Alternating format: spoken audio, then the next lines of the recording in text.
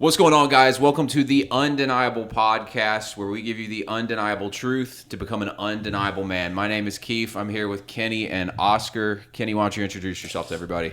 All right, I'm Kenny. I'm known as KennysFit on quite literally everything. The fit's in there because I started in fitness, but now I've transitioned pretty much fully into men's self-development content, namely in terms of the mental systems, the mental practices, and the mindsets necessary to become the most successful, stoic, epic version of yourself.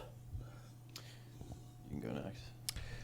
I'm Oscar. I make cringy videos and also get people in shape online. That's pretty much it. Nice, yeah. Well, my name's Keefe. I run Keefe Carpenter's my YouTube channel, Keefe.Carpenter on Instagram. I'm a men's self-improvement YouTuber, online fitness coach, and personal development coach. But let's go ahead and get into the show then, I guess. The topic of today's Dude, wait. You forgot one. Oh. She just licks her lips. Oh, big yawn. Let's go. All right, we're good. The topic of today's episode is how society has been screwing men over, pretty much. We've got some statistics here to get things started with. As a lot of you guys who probably already watch and know, it's like the topic of conversation in men's self-improvement YouTube. But over 30% of men haven't had sex in the last year or are virgins. And that data is from 2018. So, I mean, it's probably like 40%, honestly, at this point with the way the statistics were trending.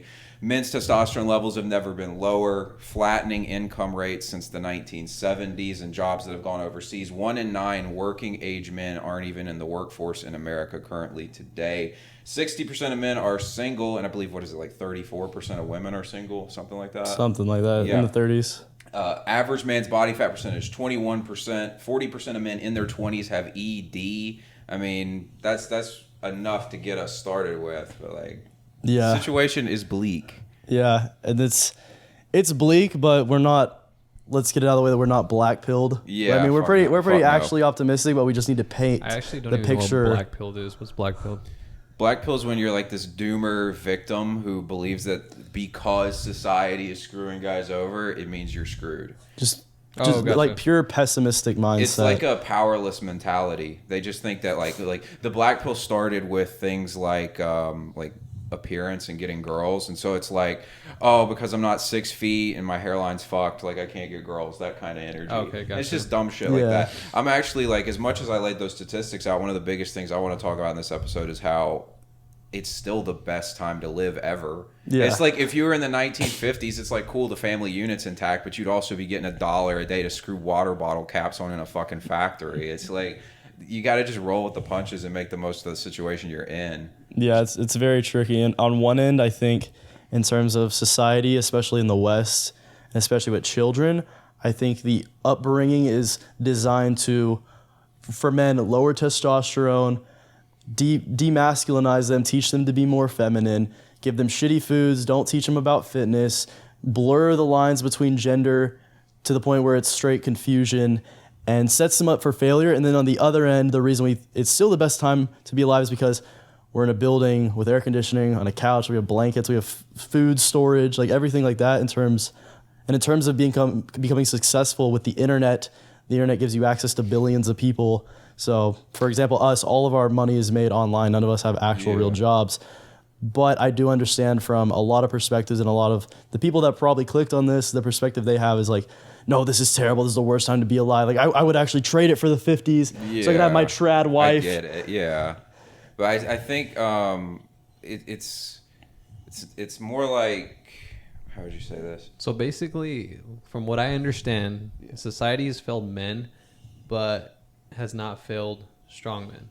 That's what I was getting ready to try and come up with the words for. It's like the thing that makes this the greatest time to be alive. It would suck if you were completely unconscious, asleep at the wheel, living your life. Right. But if you take control of your life, all the stuff's out there. That's like true. The statistics we even laid out there, it's like, okay, 40% of men in their 20s have ED. Well, just don't watch porn. Like, that's the primary cause of it. Maybe that sounds simple to people, but I mean, watch our content. We'll teach you how to not do it. But like, I think, of course, tell no matter what, is, just in case. Erectile dysfunction, eating disorder. No, I'm just kidding. I think in terms of winners win, kind of regardless of the situation. Winners are going to figure out how to win. However, losers lose. But I think what we're seeing now is the average men, the baseline is so low that they are also losing in a lot of ways. More people are falling off the good life, kind of. It was easier to live a pretty good life back in the day, but now it's like the high is a lot higher, but it's a lot harder to attain. It's kind of like that. Like I think the liberals say it's like they like to chop down the tall trees so that more trees can grow. That's kind of like their vibe. I like the tall trees growing, to be honest. But To grow taller. Yeah. Well, what do you think's like? What do y'all think are some of the biggest causes of the situation? I mean, Oscar, what is your take on all this to begin with? I mean, to be honest, for me, I really don't care because I feel like, again, I'm a very confident individual where you can put me in whatever scenario and I'll like come out on top. That's just the mindset I have. Right. So like at the end of the day, I think it's kind of like, have you ever heard of, what's your guys' favorite underdog movie? Gladiator, is that an underdog? I don't know. He got kind of screwed. It's kind of like, I don't know, like just think of your like classic underdog movie, right? The reason those movies are so cool and so entertaining is because the underdog typically doesn't make it, right? So when people like consider themselves like an underdog in society, you're basically kind of like putting yourself in a position where you're not going to make it, right? Because that's why they make such good movies and stories, and that's why like the superhero movies are so cool and all that kind of stuff, because it's like brainwashing in a sense, propaganda. Like we all know, like every movie has the super beta nerd but there's this big masculine jock, but he's a bully and mean because he's got the muscles, but he has Stacy, the beautiful girl in the school. But the nerd just shows up and because he's himself, he gets Stacy, and the jock is all embarrassed and like demasculinized. Like the Spider-Man movie, basically. Yeah. Pretty much. I mean that's like a really good like if the moment that you decide to be that underdog, you are giving yourself a big disadvantage, right? Because now your identity is underdog. Again, underdogs don't make it. True. Underdogs have everything. Like it's so much harder for them to achieve success because again they're the underdog. So like it's almost, you're just making it harder on yourself. One example I always give, actually, I wish my brother was here, but we went to, back when we were like in our low teens, we went to Rocky Point, right? And when we were Rocky Point, we were walking around and we would see these like dudes, like they were shirtless, that were jacked and stuff. They were just walking around with their sunglasses. And I remember I used to look at them and be like, man, those guys are douchebags. Like, screw those guys. Because again, at that time, I was that like scrawny, just kind of like, why don't girls like me kind of thing, like back then. And then a couple years later, probably like 4 years later, after a lot of work, a lot of gym going, a lot of this and that, we went back to the same, and then we realized that we ended up being the quote douchebags that were walking around with our shirts off because we were all confident and stuff. But I'm like, then in hindsight, I was like, oh, like no, I want to be the dude that is confidently walking around with his shirt off, that's like put in the work and is confident and stuff. Like that's who I actually want to be. I don't want to just be this underdog that, again, because underdogs typically they just don't win, right? That's why they're such good stories. You got to change your self-image. That's what you're pretty much getting at. It's like so many people are insecure because they wish they could be that like awesome guy version of themselves, the best version of themselves, but they're kind of insecure about it, so they resent the person who actually is doing it, and they see that person doing it. It's kind of like I did a podcast on this like 2 weeks ago, actually. It was talking about nice guys, right? And how a lot of people feel entitled that the world owes them something just because they're genuinely nice people or they're good human beings. When in reality, being a good human being is like, that's like the standard, right? That's like the bare minimum. Yeah. Like everyone should be a good human being. So I feel like a lot of people think that just because you're a good human being, like you should be praised and entitled to all this success and like all this reward. But in reality, like if you're just a good human being, you're just the standard, right? You're not doing anything special. You're not giving. Like you actually, like if you want more in life, you have to give a lot more than just being average, just like everybody else. But people have lowered their standards so much that a good human being now is like, I don't know. I think it's like, I think you just hit on something that has to do with like a lot of the declining issues. Is there's like an attitude that is it's somewhat of like a product of prosperity, and it's also a product of like how people are programmed in schools, is this entitlement mentality. That like, oh well, if I just show up and fucking breathing air, then participation like trophies, I should get a participation trophy. It's like, imagine cool birthdays nowadays, because especially it starts really young. The idea of kids that go to another kid's birthday, it's supposed to be his special day, every kid gets a little gift bag. Really? What, you didn't do that No, when they you were a didn't kid? do No, that. My like parents every were, single my parents kid. were trads. Really? Yeah. Well, I don't think we did it that often, but when we would go to birthday parties, every single kid gets there's little bitty toys, a little water gun, some candy and stuff in a bag for every kid, when in reality it's like, no, let the main kid have their day. It's their one day of the year. Let them have it. But all these little kids like just grow up feeling entitled to, well, he's getting something, so I deserve it too. Yeah. But you guys, I don't think I've ever asked you guys this personally, but what was your guys' first job? I worked at a Food Lion, which is the grocery store on like the East Coast. What'd you do? I was a cashier. Cashier. What about you, Kenny? I was also a cashier at a grocery You're store. also a Like my cashier? small town, like really shitty grocery store. Okay. So I worked at Lowe's, right? Lowe's, kind of like Home Depot, Lowe's. Yeah. I did like overnight stocking and stuff. And I remember going to my first job. I was raised to be a hard worker. Like my dad wasn't like messing around. Like, so I went in and I did my job and I just did what I was supposed to do, right? When you get hired, you know, for a job, like this is what you're supposed to do, and then you do it. And I remember I was just doing my job, but everybody was so mind blown. Like, wow, Oscar's a really good worker. Holy, like he's insane. And I was like, isn't this? But I'm just doing what I'm supposed to do. The standard's But so low. Again, the standard was so low because then I understood after a couple of months of being there, because a lot of my coworkers, man, they would do the bare minimum. Like they get paid the same as me. And I was just trying to like finish everything up and again, just perform. Just doing what I was supposed to do, but that was like praised because the standard was so low. So I think it's almost like the same. It's just like a lot of, I feel like as a man, like nowadays, like you have to understand what the standard is, and then you have to understand, like, I don't know, you can't really be entitled, I guess. You have to like give a lot more to the world so that you have to resist the rot. So like the standard on things gradually declines over time. You got that person who, like, you know, they show up late to work by a minute and they're like, all right, it was just a minute, right? And then it's 2 minutes and 3 minutes. And it's like, that's like all of society is like gradually like one person cuts a corner and then everyone accepts it. And then the next corner gets cut and it's cut and it's cut and it's cut further. You have to resist that because somebody's going to have to win in the end. And that's kind of a part of how society has failed men, is it's just a general decline in standards. Yeah. Because that happens when things are easy for you and people can get away with that. Like what you were talking there, like the last job I had before I moved to Texas, I was a supervisor at a UPS store, and I talked to somebody who works there still, and she was saying that one of the people they hired to replace me had like an emotional breakdown and just had to like leave the store because they just couldn't handle the stress of working in retail. Dude, I was like, yeah. are you fucking kidding me? Like, this is so like easy. Like it's Was like, it a male or a female? Male. Oh, really? Yeah. Oh, okay. That's a little different. It's wild. And when I was there was somebody. It was a female. She had like a temper tantrum, started crying, and just stormed out. Like, people can't handle these jobs and stuff. It's like, and then we tolerate that. And we're like, oh, I understand. I like feel sorry for you and all this kind of shit like that. And so the standard just keeps declining to the point where, like, I mean, imagine if we had a World War II. Like, you can't even handle UPS store, bro. Yeah. Like, what are you gonna do with the Nazis? You can't handle mean word online. Yeah. How are you gonna handle someone shooting an AK at you? Yeah. Kenny, what do you think is the biggest cause, if you had to like name one thing, or at least one huge cause of like the decline in men in our society these days? I would say it's a word, but it covers a broad range of things. But I would say the modern man, the majority of them are sedated. Now, there's different sedatives, of course, but smoking a lot of weed is a sedative.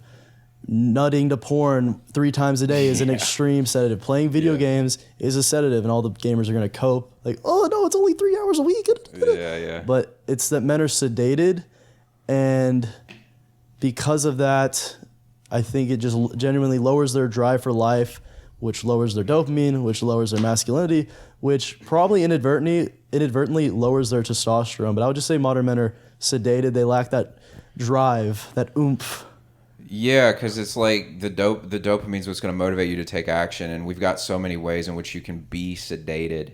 And like, there's like the conspiracy theory out there that like it's being used to control men. It's certainly being used to control men, but is it malicious, or is it just like, is it a byproduct of the Industrial Revolution? Yeah, it's the profit motive, and it's like if I want you to stay on Instagram or TikTok or some shit all day, then I'm gonna make you addicted to this thing. So like, everybody's out for their own self-interest, and I think like the biggest thing you can do, and this is why, again, what I was saying, like, this is the best time to be alive if you have self-awareness.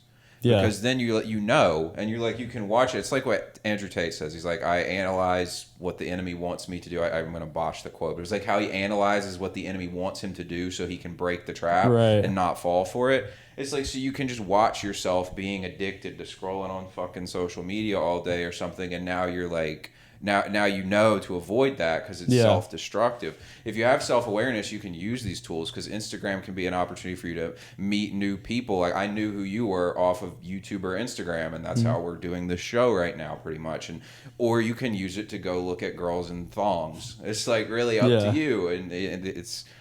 So what would you say is like the main thing? Like, what was yours? Men are sedated. Men are sedated, right?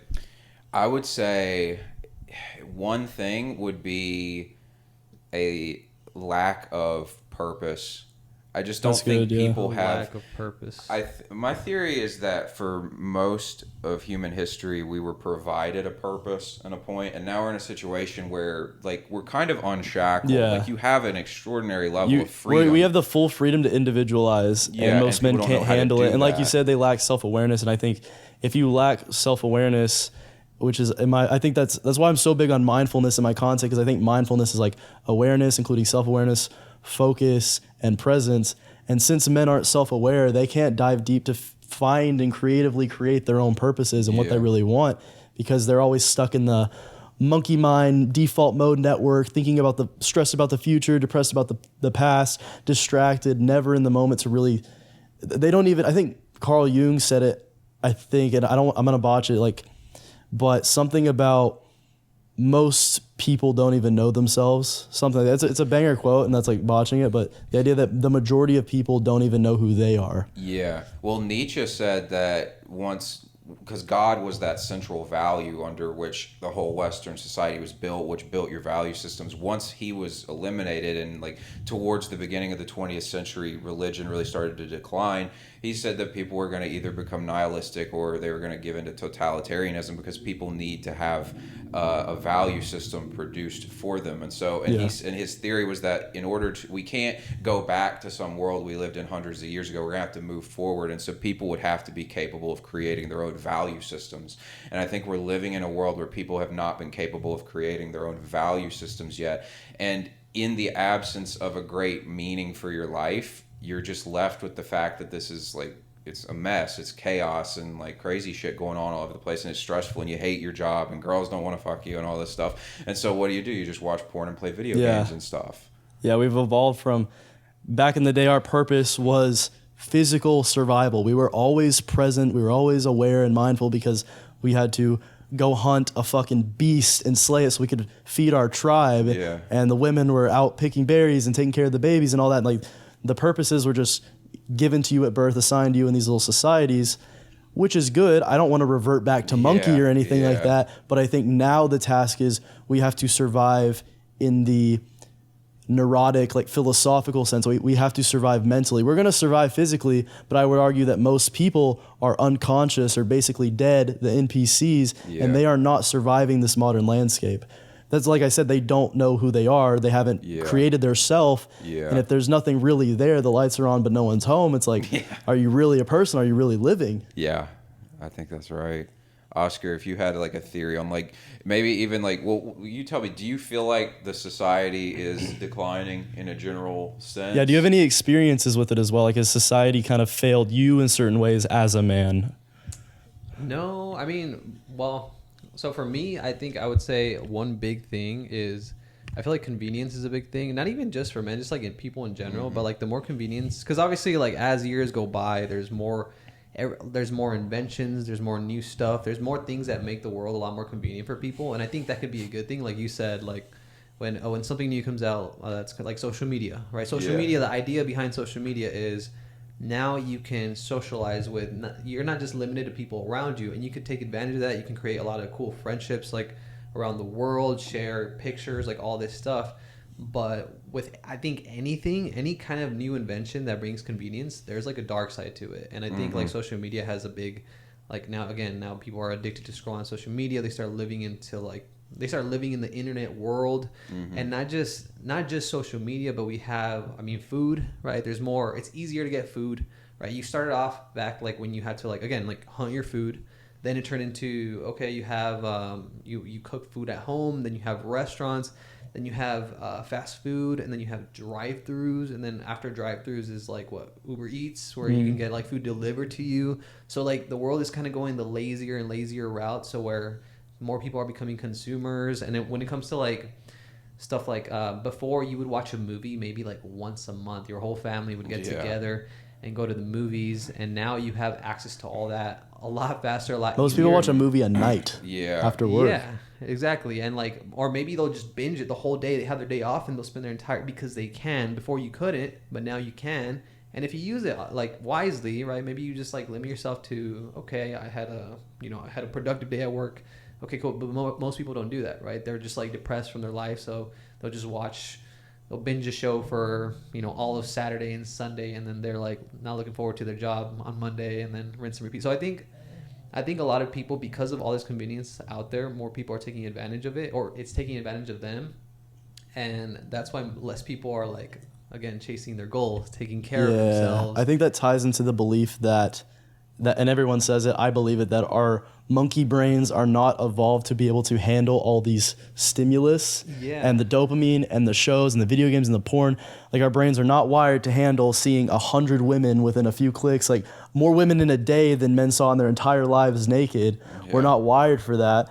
So I think it's almost like you said, do you think it's now everything's too easy? So it's like a lot of people almost don't even get a chance. So now we have to, in order to quote unquote survive mentally, we have to ascend to a next level of awareness and mindfulness and focus just to get baseline back into like self-development, improving to combat all this bullshit attacking our like monkey minds. I think that we definitely have to just strengthen our like just what's the word? Like our discipline, our instant gratification discipline, I guess. What's the word for Delaying it? gratification? Delaying gratification. No. You guys use a term specifically. So when you're better at kind of like avoiding those easy dopamine hits. Cheap dopamine. I don't know. But anyways, I think we definitely have to, as the world keeps on, because it's only going to get worse, right? More convenience is coming. I mean, the metaverse or virtual reality. Like, imagine that world. You see a lot of stuff in the movies that you think is like fantasy, that's like futuristic, but it's like just 20 years behind, or like 20 years ahead, and then we catch up. We're not that far from it, and I think it's going to be a lot harder for people who don't have like self-discipline as we go on. And I'm gonna always reference like fitness stuff, just because I've been doing it for so long. I've been in the fitness industry for 10 years. But a really good example, and I remember this like broke my heart when I first really thought about it. But I remember when my mom would cook. She would cook for us every single day, right? And the food. Right, my mom's food is awesome. But when I was a kid or like a teenager, I didn't really appreciate it. I was like, oh, we got this again? All right, whatever. And then when I got my first car, I was able to like go to Panda Express, right? I was like, I had my first job, so I could eat out a little bit more. That's a dopamine hit. That's a dopamine hit, right? Because before, you would eat it like once every month. At least I did, once every month, because our family would go, and I'd be like, oh, orange chicken, awesome. And then it got to the point to where I stopped eating my mom's food less, to the point where she stopped cooking, right? But now, if I get one of my mom's homemade foods, it hits, right? It's like one of the best things ever.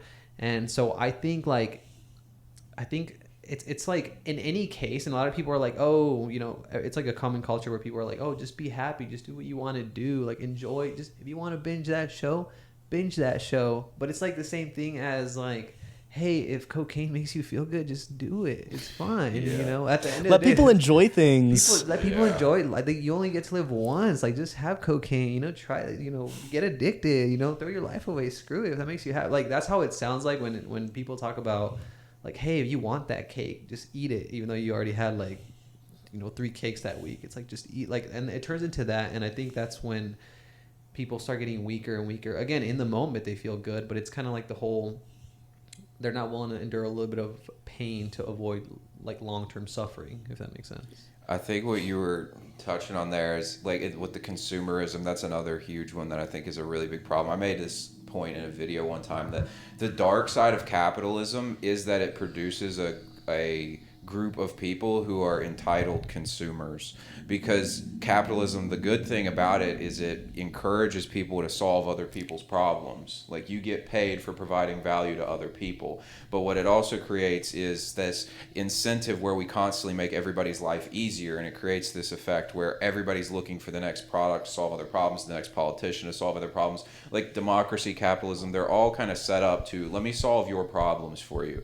And so it creates this constant entitlement, dissatisfaction, I can't solve my own problems type of thing. And I think that, like you were saying, how it's just going to get easier and easier as time goes on. We have to change our relationship with resistance, because ultimately everything is, it's kind of like nothing would exist and there would be no point to anything if it weren't for resistance. Like, we wouldn't need a roof if there weren't storms that could come along, and we wouldn't need food if we couldn't starve. Like, you should honestly learn to be grateful for the things in your life that are challenges and stop being so upset about them and acting like they're obstacles. And this is something that I think that society really needs to program into people, is that the resistance is good, because you wouldn't have a point to be alive if it weren't for resistance. What would you really do? No point. You know, it's like the point is to solve problems. Yes, is exactly what our human minds are designed to do. So, Oscar, would you say that, like, just circling back, that your general life experience, you haven't experienced any of these overt, insane, society is trying to destroy me as a man. However, you've recognized that everything comes too easy. However, in your personal experience, you were able to just push beyond that to still become successful and not let it destroy you, and you're beating off and playing video games 8 times a day and simping on OnlyFans and all that nonsense. Yeah, I think what it is I think I'm lucky enough to have put myself in a lot of like high risk adversity moments, because if I didn't, I don't know where I'd be at right now. There was like for example, so I used to run my own gym. It was like one of the peak, well, what I thought was like one of the peak moments in my life at the time. And then when COVID hit, I remember being like, that was like the first real big adversity, just because when you lose a business, especially a business, we had a pretty big business going. We had like multiple employees. A lot of my employees that were relying on me lost their jobs. You know, they had families and kids and all this and that. A lot of members who their gym was like their therapy, their like everything, like they didn't have the gym anymore. And it wasn't like we were like, oh, they just go to the gym next door. We were one of the only gyms in that area, because also the other ones also closed down, right? Mm-hmm. So there was like this big old set of depression, and I fell into it for a bit, where for like a 3 months straight. Again, this is something I wasn't before. My parents raised me on no video games, right? I remember the very first time we ever got a console was a GameCube, right? Because it was the cheapest one. And I was already older. But I enjoyed the hell out of it. But now that I had money and I had like all this, I guess, convenience, I was able to just game whenever I wanted, right? So for 3 months straight after the gym closed down, I just gamed, just nonstop. And that's when I really learned what is escapism, I guess, could do to you, right? Because when you have all these problems, it's so much easier just to like go to the vice. Like for me, it was video games, because when I was playing video games, the adrenaline was up, right? I wasn't focused on anything else but the video game itself. And for 3 months straight, I didn't understand that. I was like angrier, you know, but I didn't think of my problems. And obviously, while you're playing video games, you got your bills racking up, right? You have like all the debt racking up like in the background, and then eventually you're gonna have to deal with it, because if you don't, and it's even more compelling to stay in the virtual world, because like as soon as you pull back into reality, you're like, oh shit, that sucks. Back on the game, back in the pixel world. My girlfriend's mad at me. Let's go game. It's like a cycle, yeah, because like in the video games don't even make you feel better. They're just like a mask, and you're like, fuck my life, right? But then you look at your life and it's even worse. So you look at it again, and it just it goes in this cycle like that. What I think is interesting, I just realized this is actually to answer your question, Kenny, just because I want people to understand why I did that whole story, was I'm using video games as an example, but like in general, a lot of society stuff, just like everything that's going on right now, there's so much other things, not just video games, that can do that to people. Mm-hmm. And for me, it was video games that was able to distract me from the real life. But for everybody else, there's so much other things. I mean, like you said, there's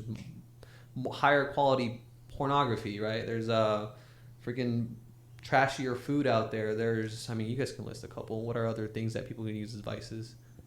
Pretty much everything. Pretty much At everything. this point, it's literally like everything is a I mean, vibe. everything Everything's drama, turned into a drama, even something as commoditized, drama, right? Like you guys see a drama shows, whatever, but Yeah. drama itself, like I'm sure everyone here knows someone who it just loves drama, because when they talk about drama, it makes them feel really good that somebody else is having a shittier life than they are in the moment. So misery loves company. yeah, exactly. So like that's another good and again, I feel like drama is becoming a bigger thing now. I mean, even news is just more dramatic now. Before it was pretty like, I would say not. See, I don't know because I didn't live during that time, but everything was more, hey, this happened in the world. Hey, and then little by little, it's like, okay, we need to convince people to watch our stuff a little bit more. And then as everyone's growing, there's more competition. Everyone's kind of like being a little faker, and there's more emotions, and they try to like, I don't know, but yeah. It's mad feminine in my opinion. Yeah. But the one thing before we leave the video games, because we were talking about a lot of the biggest cope is, oh, but it helps relax me and distress me. It's like, motherfucker, no, it's not. You're throwing your controller at the wall. You're screaming. Your adrenaline's shot. Your dopamine's through the roof. That's not a detox. It's not like going on a walk or taking a nice bath. Yeah. That's the It's biggest like people cope. who drink But every day after work just because like they earned it and stuff. Yeah. But Yeah. in reality, it's just their way of not Coping. dealing. they're with the their one shitty life. the one time window of their day that they could be working to escape the job they hate. They're just escaping the reality they hate for a Yeah. very short It's amount like of when time. people say they need a break from life, but it's like if you need a break from life, you should probably fix it. Like I thought you should probably kill yourself. You should probably end it, bro. Like dude, just honestly, that like if you want a break from life, then like that's really like I'm not saying do that obviously, but like that's what it sounds like to me. Like okay, you have an option, you can fix your life instead of just always needing a vacation from your own life. Like you know what I mean? Like for me, I never, even when I do go on what other people consider vacation, like I just feel like it's just my normal life. Like you know what I mean? I don't know how to explain it. I got you. I've got a guy who I coach, and he's I'm helping him build his brand. He's working What's on his Twitter. first and last name? Just kidding. What's his social security? Social security. I sent him this thing. He made a tweet, and I was like, "Yo, you should say this tweet instead." It was something like it was like the average person uses their vacation time to like go to the beach or something. It's like a smart person uses their vacation time to work on their dream life, so they never have to go back to their job again. That's kind of like what you're saying. Like, what people, if they could just tolerate grinding for like 6 months, maybe a year max on something they really cared about, they could not have to escape the life they hate. But they're just stuck in that perpetual cycle of hate my life, escape, hate my life, escape.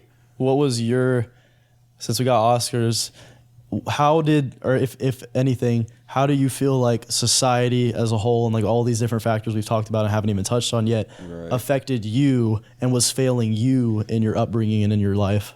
Yeah, I was gonna say, and I thought it was interesting. I feel like both of our reasons for why the biggest cause in society failing was our own personal experience with it. Right? Yeah. Yours was sedation, mine was the meaning. So, like I said, I had my parents are very traditionally conservative. I think I honestly was blessed with that in a lot of ways. Like I didn't get programmed with a lot of stuff, and my parents taught me to think very independently. I was homeschooled for a while, so like I've always just kind of had a very independent perspective on things. But the one thing that I did go through was this patch in my life where I didn't know what the hell the point of it all was, and it was from like 18 to maybe 20ish, about 20.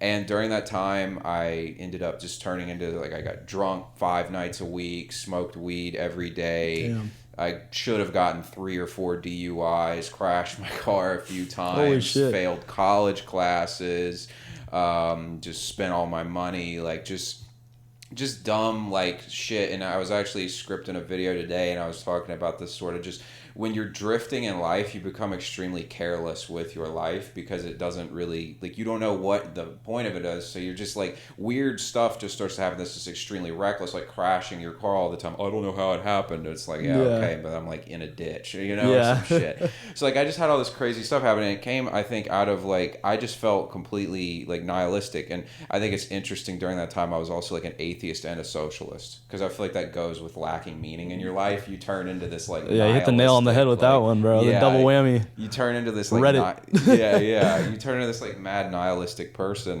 and that's what happens. But once I found, so like really for me, I just think the way, I guess, and I don't even know if I necessarily blame society.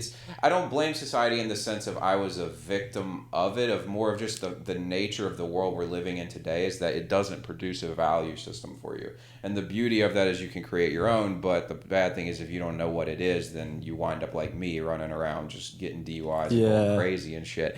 So that was my experience of it, is just like 2 years of degenerate, pointless hedonism. And that's why I always say, like, if you don't have that meaning in your life, you resort to cheap pleasure, because I did that. And I knew I didn't like any of it, but what was my option? Go be an HR manager or work at Food Lion or some shit that I definitely don't want to do with my life, where I can just get drunk and stoned with my loser friends. Yeah, there's a cycle, I would say, like, and I'm sure you could relate. You have let's just say your addiction was porn, even though, like, obviously there was other things. It's like, you jerk off, you're escaping, you nut, and then there's that, oh, what am I doing, bro? I need to get it together. And it's like, oh, I don't really have a purpose. And then it cycles back to, all right, open incognito, second round of the day. Like, it's just a cycle. It's like the same thing with me, but with video games.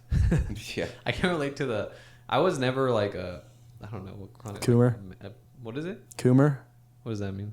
Person who, like, beats off and watches porn a lot. Yeah. I think because I was always just like the kid that was kept busy, like sports, all this stuff. So like it wasn't even like, I don't know. I never, but with video games, it was very similar, because for me, it was like a sense of I was like doing something productive where I was getting better at something, and then whenever I would, like, you know, in video games you'd like do a sick play or whatever. It's so rewarding, right? Because you just like outplay the other players, and you just feel so good.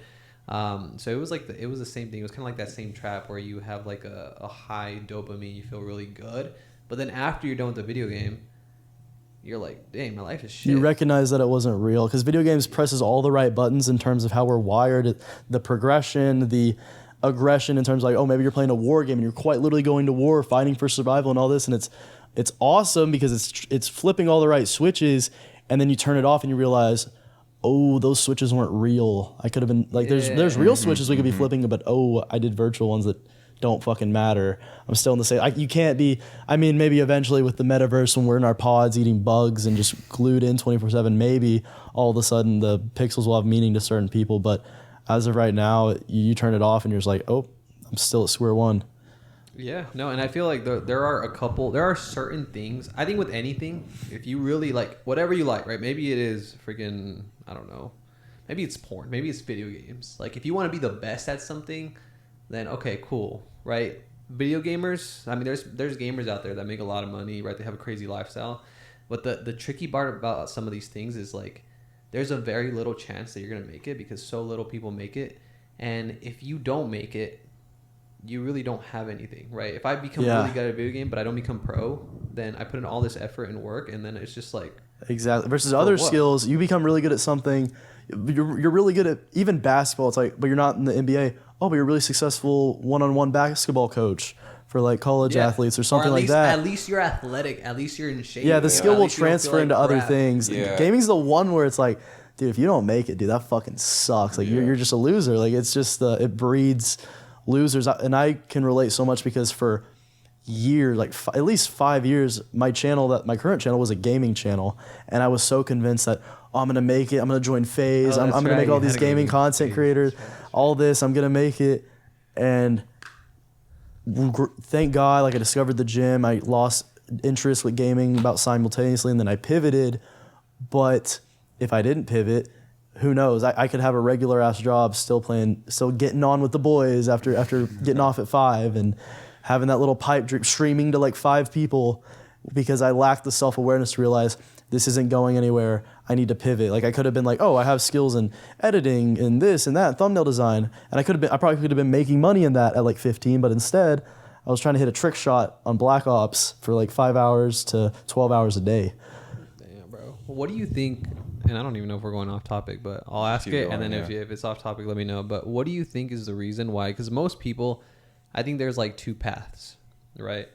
You have you're in the same situation, and you have the choice of distracting yourself with other stuff so that it makes your situation not feel as bad, or you face reality and start making changes to make it better, right? What do you think makes it so that we chose the route of like, okay, we need to make our life better, self-improvement, right? We need to be successful, we find our purpose, like all that stuff, versus other people just choosing the distraction route? what do you think is what was like the flip of the switch that you think that happens that takes us one direction over the other? I would say, and I don't believe in luck, but I definitely believe in probability. And I'm sure throughout our lives we got exposed to little bits of information here or there, maybe our upbringing or a YouTube video we watch, this and that gives us the slightly ups our awareness and self-awareness to the idea of something more. And just maybe generally we just kind of have a default slightly elevated level of mindfulness where we can focus like more. A butterfly effect thing where one little somewhat, thing yeah, steer it. one thing and then everything else kind of starts lining up. And I do think a lot of guys nowadays, one, they lack mindfulness, and one of the biggest things of mindfulness is awareness and presence.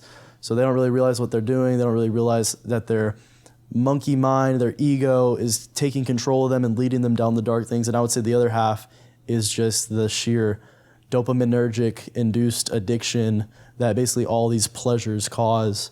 Whereas like, yeah, you can get dopamine from doing good tasks, but it takes time. You need to be able to see progress. You need to convince yourself that what you're doing is getting you towards a certain thing. Or you could instantly open TikTok and boom, dopamine swipe, boom, dopamine swipe.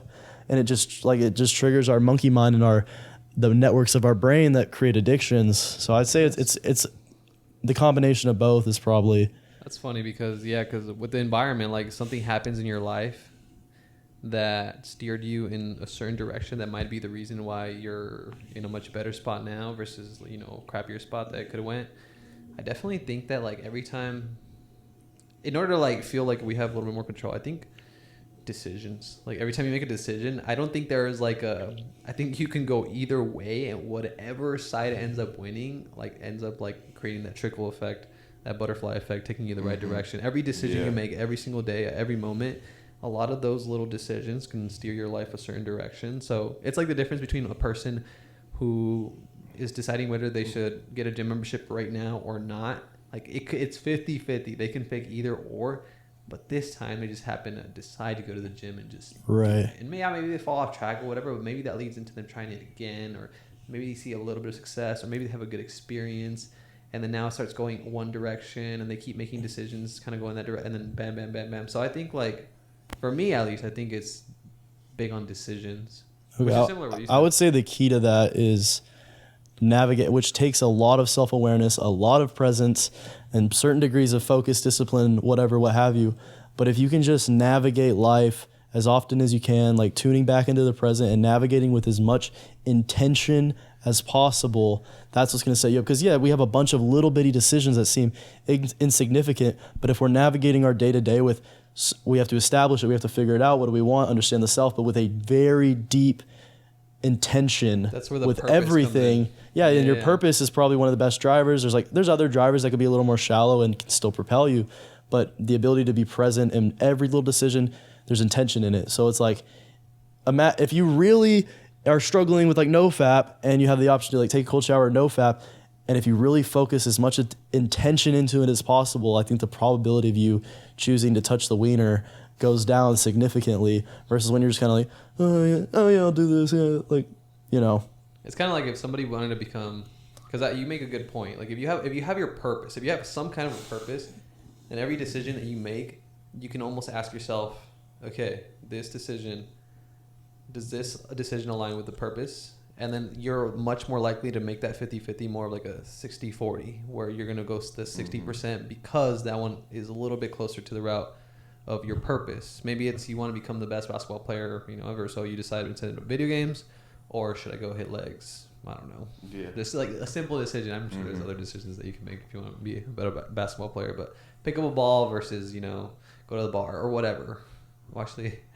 I think the best thing that can fix like anxiety and all these things is having that like vision and just orienting your entire life towards it. How does like somebody figure that out, Keefe? I feel like some people overthink it and they want some like vocational career that want it to be unique too, right? Yeah, they're gonna be. I want to be a brain surgeon that saves people's lives by replacing their brains or whatever. Yeah, they're convinced that like I guess because of like maybe because of social media, they're convinced that it has to be like super glamorous. So it's very romanticized. It's got to be like I'm gonna be the next Drake or the next like, and it's funny because we're all like YouTubers, but it's like. I think best way to find your purpose is just start by looking right in front of you. This is a Carl Jung quote that's actually true. He said modern people don't see God because they don't look low enough, as in they're not humble enough just to fix the mess right in front of them.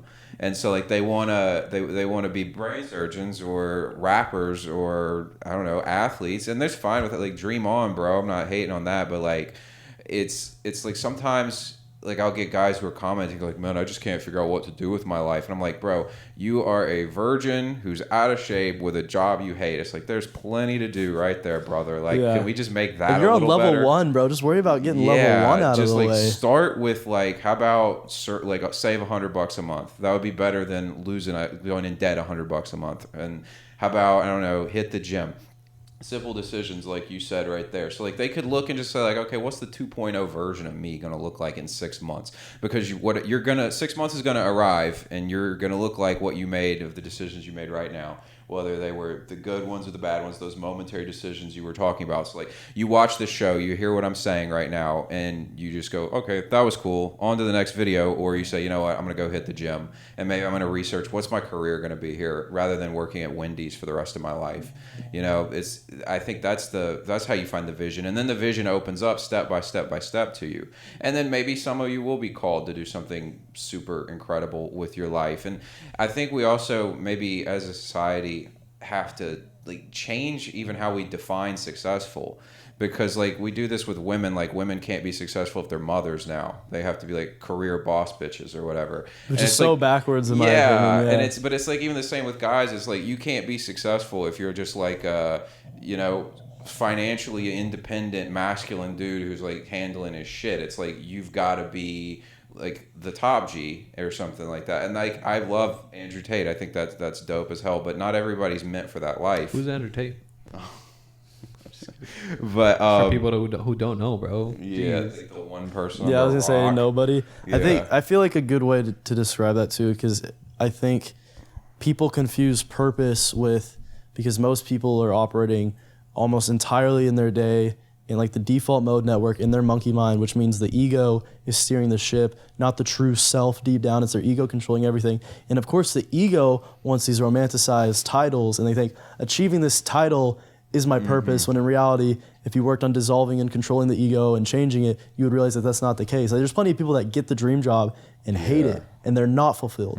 Dude, that's a perfect, because we're like bringing society back up a lot more, but this is a good example, right? When I was a kid, when I wanted to pick my purpose in life, like my dream job, I wasn't thinking what I wanted. I was thinking what's going to make me like be acceptable for society. Obviously, I have to be like a doctor or something. I have to save lives. I have to look like a good person. All right, so now I'm thinking, okay, I want to make good money, but I also want to be a good person because then other people will like me. So I was thinking of what society wanted me to do. So like my first couple career goals were something that was like good for society, right? Something that was going to make me look like a good person.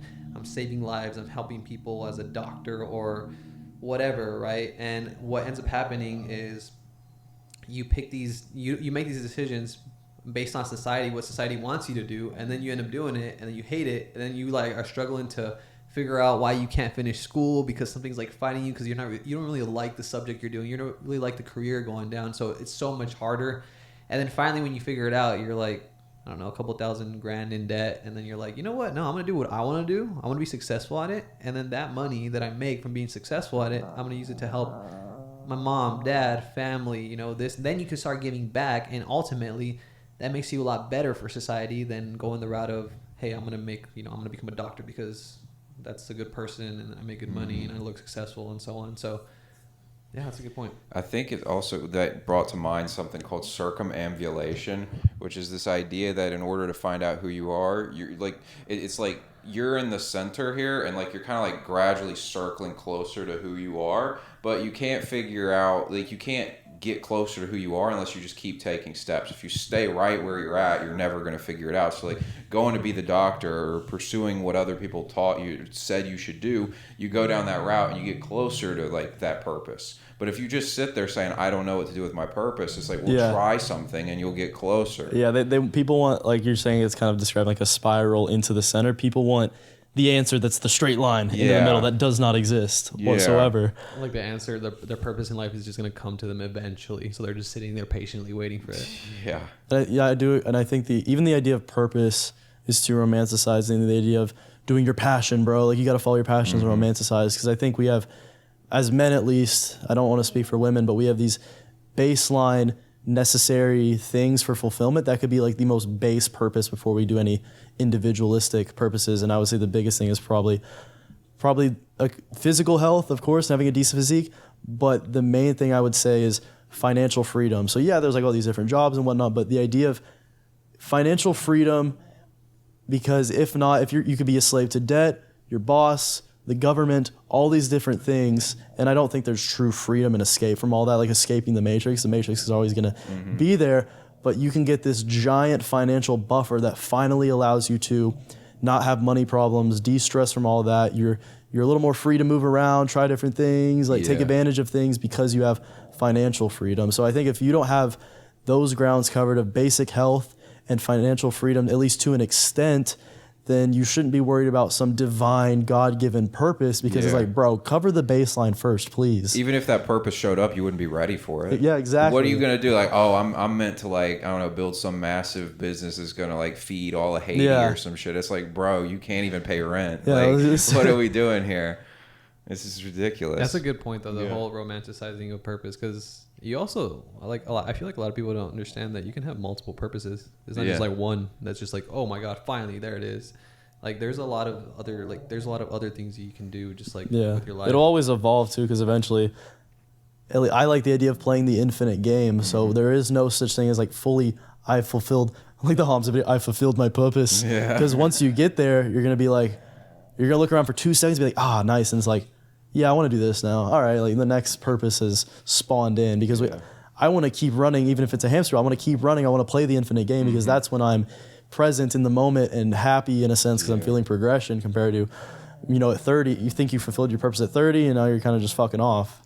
It's almost like maybe you should make your purpose just your own, like, improvement over time and just constantly getting better. And all those other things, like self-improvement. Let's go. Here we went full circle.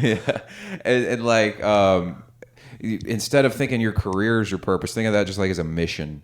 It's just a mission you're on right now. Is I want to do this thing with my career. My purpose is just to max me out. Whatever that looks like. That's like the safe bet. You just self-improve, keep improving, and then you can go whatever direction. I always wonder this. Well, I'm pretty sure like I know the answer to this, but imagine you're like you worked really hard, right? You became the richest person in the world. You got everything you ever wanted. And you're a really selfish person though, right? Because obviously, you want money, blah, blah, blah, blah, blah. So think of the richest people in the whole world. Like eventually you have everything, so you're just like, you know what? I should just give it back. Like then you start doing charity stuff, and you start becoming a good person and giving back to the world. It's like, like what got them there was like being selfish, whatever, right? A lot of personal gain, all the money to themselves and stuff. But eventually, it's like, okay, when you knock everything off of the list, then you can just start giving back, and that's how I almost feel like this. That's an exaggerated sense of what we're saying, but like you just keep improving, right? Be not necessarily like selfish with your goals, but like kind of just improve on yourself, because ultimately what's going to end up happening is the more powerful or the more you have to give, then you can do anything with it, right? If you one day decide to, like you said, what do you say, open a school in Haiti or whatever, feed all of Haiti, then you can do that because you're in a position where you can. Or maybe you decide to, I don't know, help the Kennys of the world and stuff. I don't know. Anyways, next topic. What do y'all think? At this point, we've covered a lot. Do we have any more causes we really want to cover? Of like why society failed men? Yeah. I mean, I got plenty of rabbit holes we could go down. Yeah, I'm trying to remember. I had one more thought on the purpose thing, and I'm trying to like circle back to it because would you we guys went say past it. society's gonna keep filling men even harder as time goes on? Yeah. Or do you think it's gonna be like a pullback? It may be cyclical. Yeah. It may be cyclical. What? Oh yeah, this is what I was gonna say. In my opinion, because like you were saying, the idea of self-improvement, we talked in this way and we all funneled it right back into, the answer is self-improvement. In my opinion, I don't think there's another option in terms of purpose or the direction you should be going in life besides like leveling up multiple stats and becoming truly individualistic and improved, self-developed, self-actualized, because we see plenty of people that they max out a stat, they get rich and famous, and then they kill themselves because they're still depressed because they didn't work on spirituality or mental health or anything like that. But then I'm sure there's people that go full down the spirituality route where they just meditated so hard that they true ego death and they have no sense of self, and thus they're literally just a member of group consciousness and can be kind of directed at whim wherever they want. And since they have no ego or identity driving them to be anything greater, they make like, maybe they're barely surviving, eating the bugs and shit, but I'm happy because my ego is fully dissolved. It's like, no, you're not, bro. Yeah. You're not fulfilled. I think even with the self-improvement, when I said like that self-improvement's kind of the answer or whatever, it's not to say that like, oh, like if you add cold showers or something to your morning routine, like that's gonna like fulfill it. It's not like the surface level. It's a self-improvement of like, you need to really sit down and think, like devote the whole day to it and be like, what would I look like if I was just the baddest version of myself? What would my lifestyle look like? What would all that look like? Get super clear on that like lifestyle design, and that's what you aim at, and that's the improvement that you're going to make. And if you figure that out and then just take the first step, then the next step just kind of reveals itself as you go along. Yeah, and if you need the drive, literally just, I've said this in multiple videos, just picture your antithesis. Like really, if you're on a path you don't like, just sit and think, okay, what happens 5 years, 10 years, 15, 20, 30, 60 years from now if I stay on the path I'm on right now? And if you really think about it, for people that aren't on the right path, it gets really fucking dark. It's like, oh, 5 years from now, like I'll probably have no friends and I'm still a loser and I'm still making the same money. 10 years from now, I'm like super depressed, and it's like 20 years, I'm practically living in hell. And then 30 years, I kill myself, something like that. And it's like, dude, that's a bigger driver than any like, oh, I want to achieve this. It's like, I'm running from this. Yeah. I'm running from this failure of a life that is just terrifying. Yeah. Facts. What do you think for those people who every year in their minds they self-improve, right? Because they're super optimistic.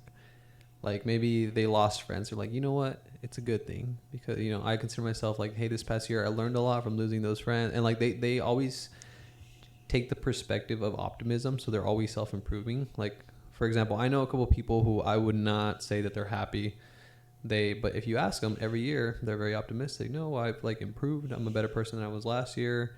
Like how do you really as a person figure out if you're actually making progress versus if you're just thinking you're making progress? You just gotta be self-honest. It stems to like the lack of mindfulness and self-awareness. Yeah, they're just mentally masturbating, thinking they're improving. Like, I watched a top 5 how to make money drop shipping video. Like, I'm working on it. I'm getting rich. I'm doing my research. Versus the people who are like, I paid for this mentorship. I paid for this coaching. I read these 3 books, and it's like I learned more. Now I'm making this much a month instead of 0. Yeah, and sometimes you are gonna take a step back before you take a step forward. So you got to be honest with yourself. Like.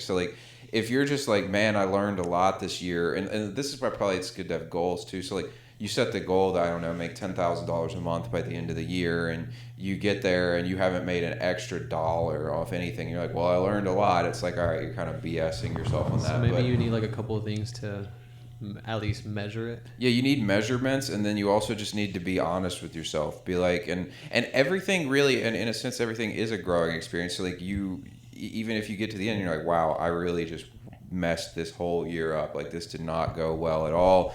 That's still some learning if you have the humility to look at it and do better next time. So it's you can't delude yourself, fool yourself. I think I sometimes fell for that trap. There was a while where I was so hell bent on working for myself that I was like making next to nothing, and like living with my parents, I couldn't even like afford hardly anything really, but I wouldn't get a job, and I was so committed to this thing, and like none of my business attempts were working because it really just wasn't the right time. Mentally, I wasn't in the right space to do it, and then so I didn't have the skills and I didn't have the finances to fund it. But it was kind of like what we were talking about a little bit ago with like just take the next step. Like I refused to take that step of just getting a job and like paying for my like investing in myself. And once I made that step, I was able to go to that next thing. But it's like I was fooling myself for probably 2 years about like, oh, like my ship's about to come in, I'm gonna be rich. Like, you wanted to ready. Like, skip to level 6 when you're on like level 1. Yeah. What do you think got you to realize that you were doing that? Like, what was like the one thing, or maybe there were I remember like I was like I knew I had to get a job because my parents just weren't tolerating this, and like they're like, you have to like do something because like I don't know if they understood. Your parents checked you or what? They checked me, but they also like I don't know if they understood that I genuinely was not a loser. It's not like I was some. I mean, I guess depending on your definition of a loser, but like I was. His like, mom was like, "Fucking loser." Yeah. But like, it's not like I was just sitting around like jerking off playing video games. Like I was trying to do stuff. I just lay down was when you do that completely incapable.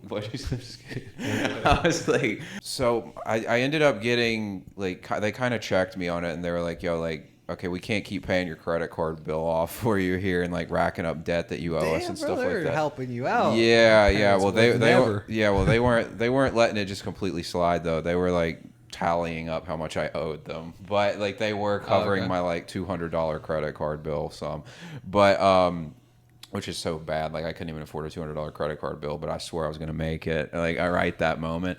But anyways, I remember I was like trying to get a job after this, had no money in my bank account. I was like laying on my bed like, what the hell is like going on with my life? Like I can't pay for anything. And that's kind of when I was like, it just kind of got in my head. I was like, dude, just get like a good job. And so like I went and just actually went and found one. It was honestly super easy to do. But yeah.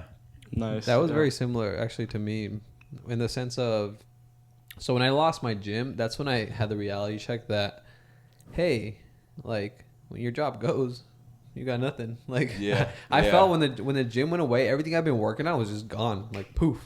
And I was like, damn, I need to make sure I'm more prepared next time. And I remember because my parents wouldn't like probably pay my credit card bill, but like they would definitely let me stay at home as long as I ever wanted.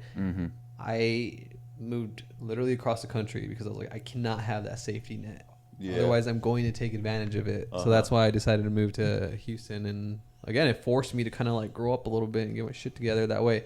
If I can make it going to Houston, no job, you know, self-employed, and I can make good money and afford to like a living, then I know that whenever something, you know, hits the fan again, I'll be okay this time versus, oh, there goes my job that I had no control over. You know what I mean? Yeah. Anyways. Sure. So I would say all in all, like what would you do you still think in general society has failed men? I think society has failed men, but again, I'm going to go back to what I said before. I think not the strong men, not men who are actually self-improving. So I think men in general is like a really just big old category. But I think for those men who like genuinely like, again, become self-aware, make those decisions, like end up fighting for that sense of purpose, start like being more self-aware. I think for those people, I think they're okay. Right. I'd agree. But I do think there's a big portion of people who would argue that we might have gotten lucky in terms of like having the self-awareness or having the right things lined up for us to get on self-improvement and all this stuff. And there's still going to be some black pill outlooks on this because at the end of the day, it is pretty crazy to think that 63% of men under 30 are single and only like 34% of women under 30 are single. So like the dating market's really skewed. We have women that are 5s walking around thinking they deserve a man that's like an 8 or a 9. We have women that now have access to not only the top tier men locally at their school or in their town or university or whatever, but across the entire world. So there's a lot of competition there, and that's where a lot of the black pill outlook stems, is that average guys can't pull decent or good looking or just high value women. So I think that's a big output thing. And I do think I still think, and I believe in certain conspiracies around this, and in my own experience, that it does set us up for failure. And if you don't kind of have those, I wouldn't say luck, but just the probability of having a little more self-awareness or educating yourself, it's a really slippery slope where all of a sudden you're 30, you have no self-awareness, society quite literally failed you, because at least from my perspective, my mom had me super young. There wasn't a father figure in the household for a long time. I got onto video games and porn extremely early on, and I was addicted to it throughout almost all of my entire childhood. I will say, though, I got lucky or whatever that I was exposed. It's a gift and a curse because I had YouTube access because of internet access very early on, but I got that dream of, I want to be a YouTuber. So even though I was just going this degenerate, dopamine-chasing, horrible, demasculinizing lifestyle, I still had that idea in the back of my mind, I want to be a YouTuber. So I would make gaming videos. And then what I'm trying to get to is that the only reason I got into the gym, which was my first ever dipping my toe in the idea of self-development was because my friends really wanted me to go. I was too insecure to go. And then one day we smoked a lot of weed and I was super suggestive. And they're like, oh, let's walk over to the gym and just hit a workout. I was like, oh, okay, because I was zooted. But who knows if I didn't have those friends, what life would have panned out for me. So I think a lot of guys, I still think society is failing men on average. And I think society, but like the women, the government, whatever, corporations, other men, because we also make up society. So it's like we have to take responsibility both for ourselves and for other men. I do think men are being failed, and I don't think it's as simple as we all have this self-improvement bone in our body. It's like, just self-improve, bro. It's like a lot of people literally have no idea what that was, because kind of like what you were saying when you would see like guys with sunglasses and stuff at the beach and you're like, oh, what a bunch of douchebags. I thought that men that went to the gym only went there for a vanity metric. I didn't understand like that muscles mattered or that meant masculinity or anything like that. I was just wanted to play video games every day.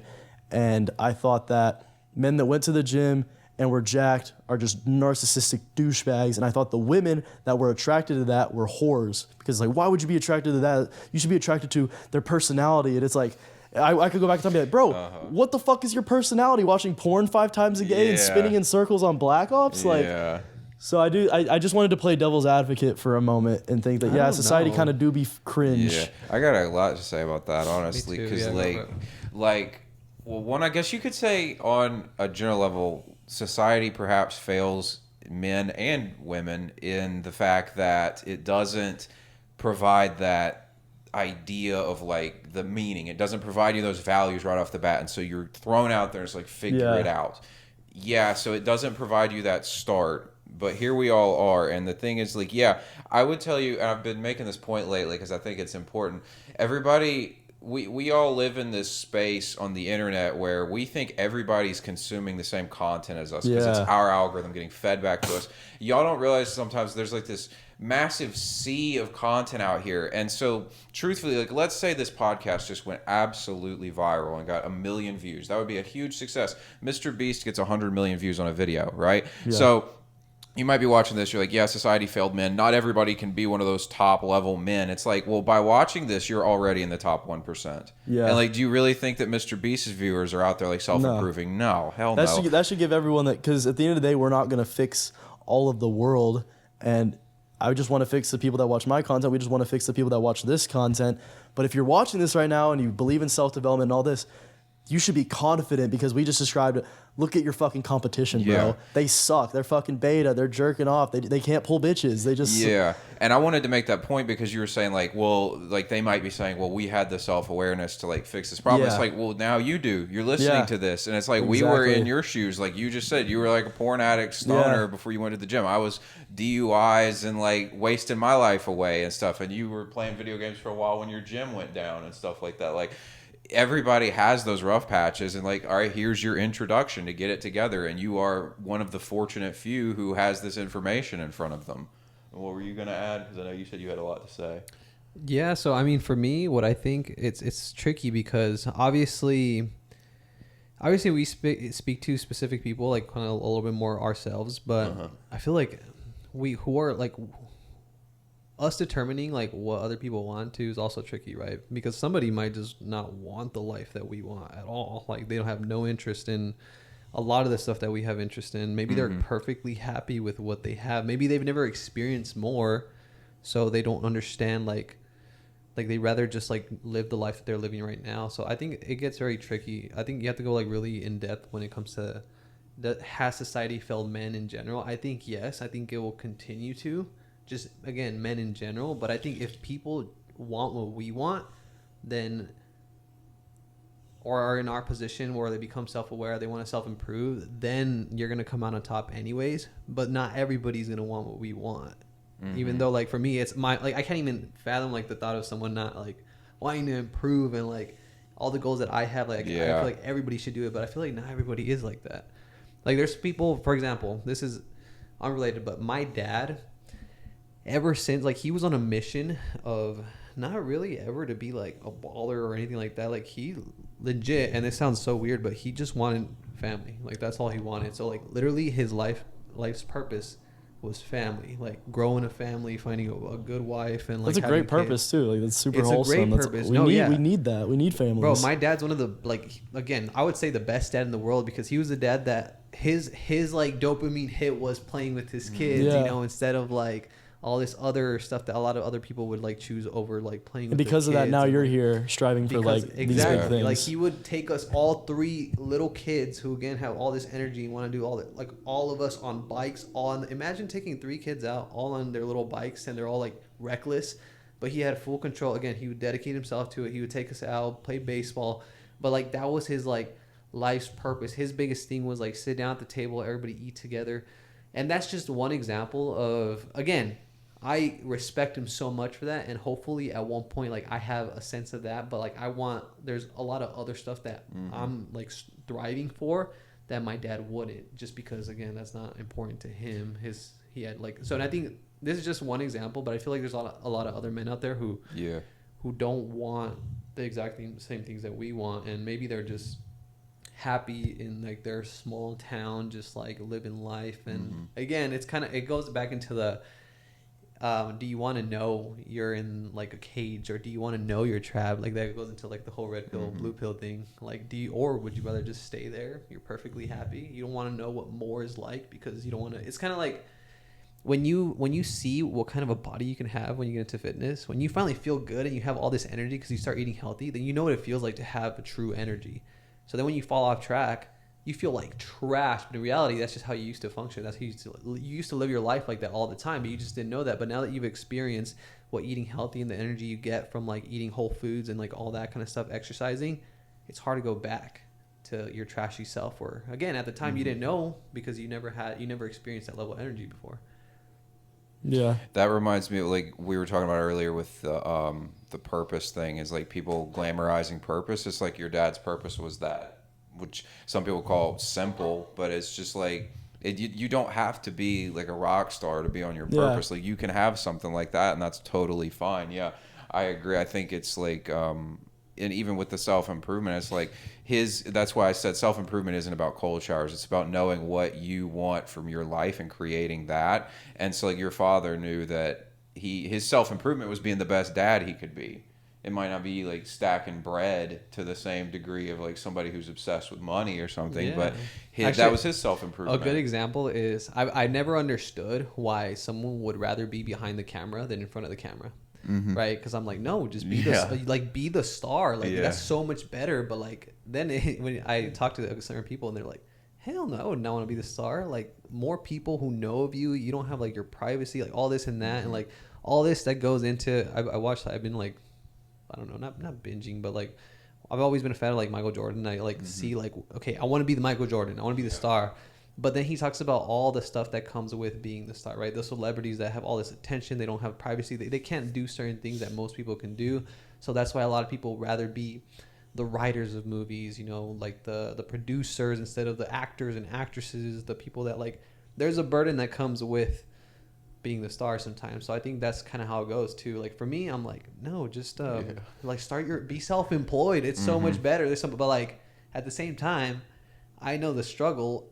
And I know a lot of people, like, I just would not ask them to like take on that burden and that risk that it feels to be self-employed and to have all that stress and pressure. Because I know for a lot of people, it just would break them. You know what I mean? Yeah. Yeah. And who's to say that the getting famous and doing this route is any more valuable? It depends on your values, but you could argue that we have declining birth rates and increasing percentages of single mother households, and the statistics on single mother households are ridiculous for how much it screws over the kid and sets them up for just such a detriment in life. So your dad, just being a good dad, keeping the family together and being a good father is creating a huge ripple effect and a dent in the world about some of the biggest problems facing Western society right now. That plays right into like one of the causes that we never really touched on. I was going to say that you can't ignore the correlation between the decline in religious adherence and family units and the rise in all of these like problems that we keep talking about. It's a dead-on correlation. Yeah. So, I mean, you're doing your part just by doing that. There's meaning in that. Yeah, that's why Tate, which I completely disagree with. I agree with him on a lot of things, but this I completely disagree. But his core argument for why he chooses Islam over Christianity is because look at the West, they're all Christian and they're twerking and doing porn and they're transgender, da da da da. And first of all, it's like, bro, like those aren't real Christians. What are you saying? Yeah. Like, da, da, da. And like this isn't really a Christian society anymore. But it harps on how obvious it is that as the religion declines, the degeneracy increases, and the, you know, like you said, like you were atheist and socialist, which is pretty much completely common in the world. And then we see those are the type of people that are, you know, dyeing their hair and like twerking with little kids in the street and like all this stuff that we would argue is like society crumbling and whatnot. The West is falling, blah blah blah. Well, with everything we've touched on, what would you say, Kenny, is the solution that somebody can take in their life to deal with? Okay, we acknowledged that, at least I definitely said, like, yeah, society has failed to provide you with a map, completely failed that, and there's a lot of other things. I mean, we could go, like, we didn't even really discuss that much. I mean, the issues around relationships, you kind of brought them up a little bit, but all the other things we've discussed, what do you think is the best, like, plan of action for a man? I think, and this is my opinion, this is kind of my angle into self-development in general. I'm literally making like a course just designed on this, but it's the idea that all the self-improvement, besides like physical things like going to the gym and curling the weight, but you would argue that the making that a habit, the discipline, whatever, everything comes down to the idea of like mastering your mental mastery. And I think the base of that is mindfulness, because we kept circling back to the idea of self-awareness throughout the entire podcast, which is literally just a pillar of mindfulness. So I think men need to be more mindful because it'll make them more self-aware. It'll make them more present. They'll be able to figure out who they really are and find the purpose. And it will, if you're mindful, I'm drawing a blank. Fuck, I just had a banger.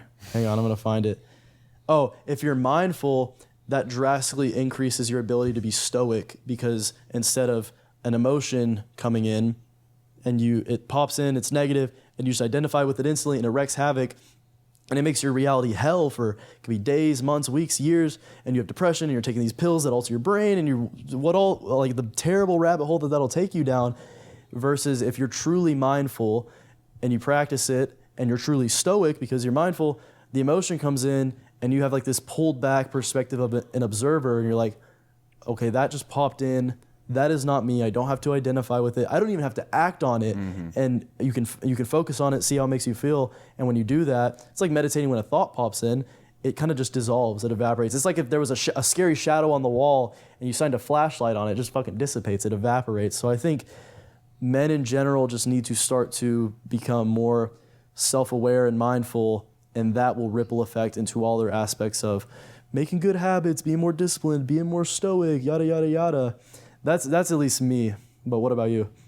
Well, I would say I have this theory, and I was telling you about this video I'm working on making called The Great Male Divide. And I think that we've kind of touched on it, like average is getting kind of worse, but good is getting better. But like good is getting better.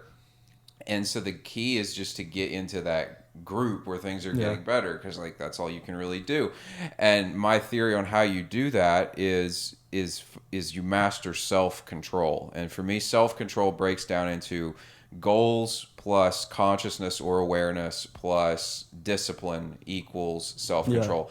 There's people out here from the moment you're born that are trying to tell you what your goals in life should be. Some of them mean well, some of them are malicious in that intent. I don't think and for perhaps one way you could argue that society is failing men is that I do think that a large part of the system is set up just to create worker ants and consumers. That just benefits the whole of the system. You can argue about if that's malicious or if it's just the way the system works. It doesn't really matter. That's just how it is. But with that in mind, you go to school, and I don't know if y'all had this experience.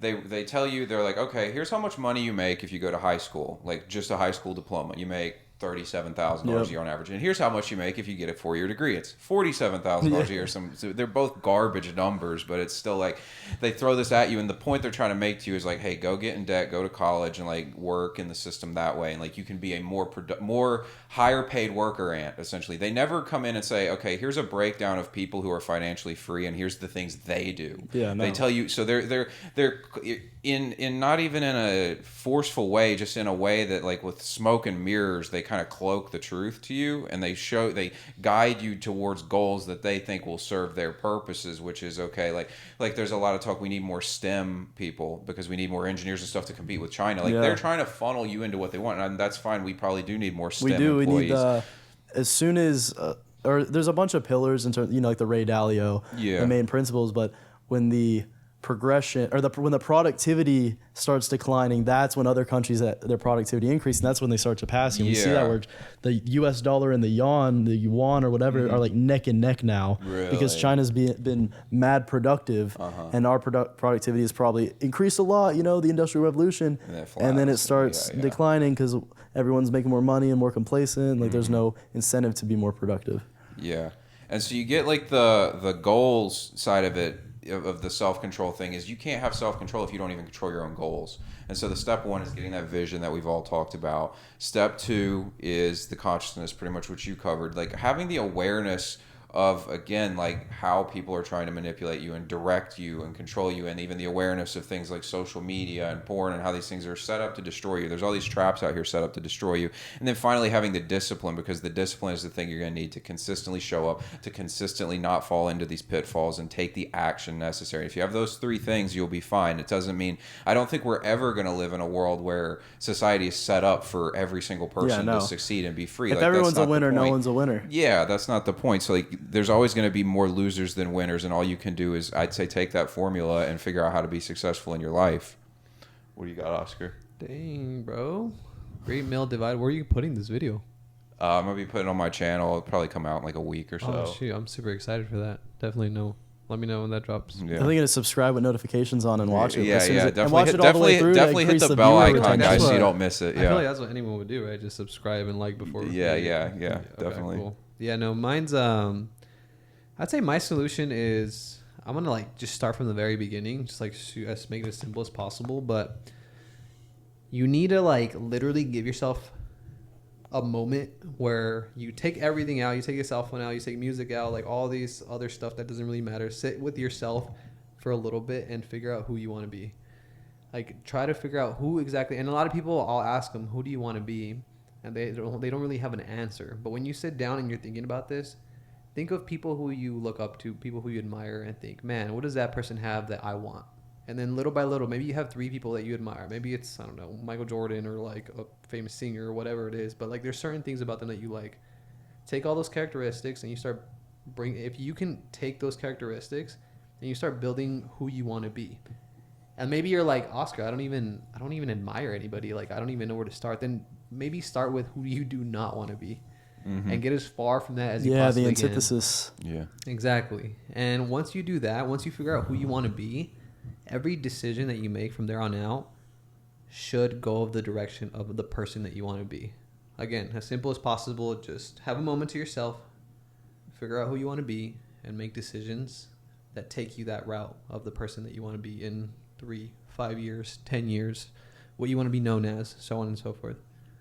That's what I would say. So it's like self-awareness, but like it's really dumbed down. Yeah, build your own character. I actually tell some of my coaching clients to do that. Write your own story. Yeah, when you can't figure out what they're like, I don't really understand like this purpose thing. I'm like, all right, well, tell me like 5 people that you're like that. Like I like that about that guy. I like that about that guy, and then that's your starting point. Do you ever get people to say like you? I'm like, thank you, bro. Yeah, well, what about me? They usually say something along the lines like, you don't care what people think about you because I make cringy videos, and I'm like, okay. Yeah, they put me down. I'm like, I try to do good with like compliments and stuff like that. I'm like, thanks. It's just like flat. Thanks. Yeah, bro. I mean, hey, you're a handsome guy. Well, thank you. Yeah. See, that's what I'm saying. Like, it's all like I don't know how to like take it without like it being awkward. Whoa, I was just kidding, bro. Sure. Yeah. Hell yeah. All right, guys. So unless you'll have anything else, all of our YouTube channels are in the description below. So you probably came from one person on this episode, but consider checking out the other 2 because we all want to provide value and help you guys out. And just remember that, like we said, you are part of the small minority of men because you watched this podcast and got the value from it. So don't think the society's out to get you. Think, oh, I'm already ahead. I'm already gifted. Like all these men are sitting around jerking off watching porn, and I just listen to an hour and a half of straight value, and I'm about to apply it directly to my life. And be fucking self-aware. I think it all boiled down to be fucking self-aware, and it's going to help you immensely in your life and your self-development and combating this evil society and these evil women that don't want us. They just want the chads.